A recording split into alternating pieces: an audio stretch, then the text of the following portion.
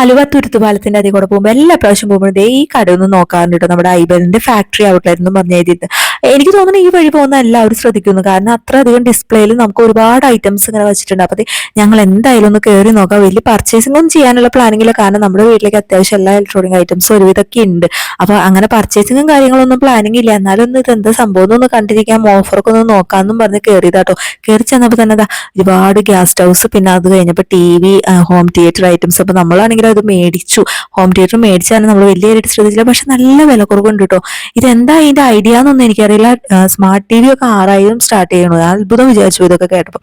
പിന്നെ എന്തായാലും നമ്മുടെ കിച്ചണിലേക്ക് കുറച്ച് കുഞ്ഞു കുഞ്ഞു സാധനങ്ങൾ മേടിച്ചില്ലെങ്കിൽ എനിക്ക് സമാധാനം ഉണ്ടാവില്ല. അങ്ങനെ അതൊക്കെ നോക്കി. പിന്നെ ഇവിടെ വന്നപ്പോൾ കൺട്രോൾ പോയിട്ടോ, കാറിന് അന്യായ സെലക്ഷൻ, ഗ്ലാസിന്റെ ഒരുപാട് ഐറ്റംസ്, അതൊക്കെ മേടിച്ച് കിച്ചണിലേക്ക് കുറച്ച് ഹരിതാപം നിറയ്ക്കാന്ന് വെച്ചു. കാരണം എന്റെ കയ്യിലിരിപ്പ് കാരണം കൊണ്ട് ചെടിക്ക് വെള്ളം നനയ്ക്കാതെ കുറെ പ്രാവശ്യം എന്റെ മേടിച്ചു വെച്ച ചെടികളൊക്കെ ഉണങ്ങിപ്പോയി. അപ്പൊ ഇനിയിപ്പോ എന്തായാലും പ്ലാസ്റ്റിക് കൊണ്ട് ഹരിതാപം നിറയ്ക്കാന്ന് വെച്ചതേ ഞാൻ കുറച്ച് ഒരെണ്ണം രണ്ടെണ്ണം എടുക്കാന്ന് ചോദിക്കുമ്പോൾ നല്ല ഭംഗി, എല്ലാത്തിനും നല്ല ഡിസ്കൗണ്ടും ഉണ്ട് കേട്ടോ. എന്താ ഇതിന്റെ ഗുട്ടൻസ് എന്ന് എനിക്കറിയില്ല, പക്ഷെ എല്ലാ ഐറ്റംസിനും നല്ല ഡിസ്കൗണ്ടും ഉണ്ട്. അങ്ങനെ നമ്മളൊക്കെ നോക്കി കണ്ടു നടന്നപ്പോ ചേട്ടനാണെങ്കിലോ TVയുടെ വില നോക്കിക്കൊണ്ട് നടക്കായിരുന്നു. കാരണം TVക്ക് നല്ല വില കുറവുണ്ട്, സ്മാർട്ട് TVക്ക്.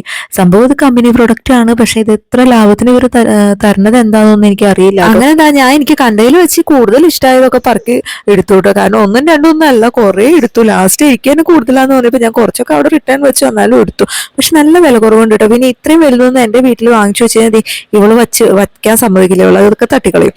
അങ്ങനെ അവിടെ നിന്ന് വന്നപ്പോഴാണെങ്കിൽ ഒരുവിധം വീട്ടിലേക്ക് വേണ്ട എല്ലാ ഐറ്റംസും ഉണ്ട് കേട്ടോ. പ്ലേറ്റും ഗ്ലാസും കുട്ടികളുടെ ടോയ്സും എല്ലാ ഐറ്റംസും, ഇലക്ട്രോണിക് ഐറ്റംസ് ആണെങ്കിലൊക്കെ. അങ്ങനെ ഒരുവിധം അതൊക്കെ കണ്ട് നമുക്ക് വേണ്ട അത്യാവശ്യം കുറച്ച് സാധനങ്ങൾ മേടിച്ച് നമ്മൾ തിരിച്ചു പോരാട്ടോ. അപ്പൊ ഇന്ന് ഇത്രയുള്ളതൊക്കെ പൈസ ചെയ്യോ.